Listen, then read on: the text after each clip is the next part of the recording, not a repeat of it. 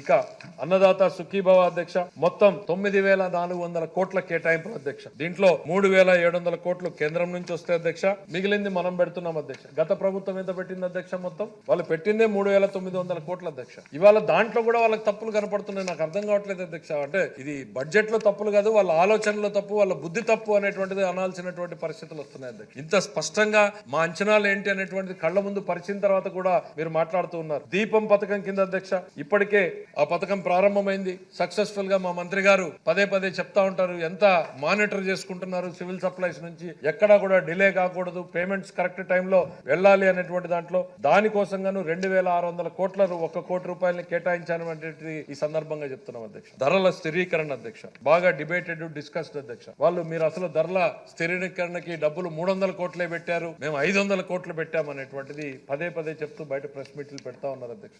ఒకసారి వాస్తవాలకు నాకే అనుమానం వచ్చే స్థాయిలో ప్రెస్ మీట్లు పెట్టి చెప్పారు అధ్యక్ష. ఏంటి అని చెప్పి వెళ్ళి చూస్తే అధ్యక్ష 21, 22, 22, 23, 23, 24 3 సంవత్సరాలు 500 కోట్ల రూపాయలు కేటాయించారు అధ్యక్ష. కానీ ఖర్చు సున్నా అధ్యక్ష. ఒక్క రూపాయి కూడా ప్రజల కోసం రైతుల కోసం ఖర్చు పెట్టలేదు అధ్యక్ష. కేటాయింపులు ఘనంగా ఉన్నాయి అధ్యక్ష. మేము అధ్యక్ష గత 8 నెలల్లో 300 కోట్లే కేటాయించాం అధ్యక్ష. కానీ 167 కోట్లు ఖర్చు పెట్టాం అధ్యక్ష. ఇది మాకు వాళ్ళకున్న డిఫరెన్స్ అధ్యక్ష.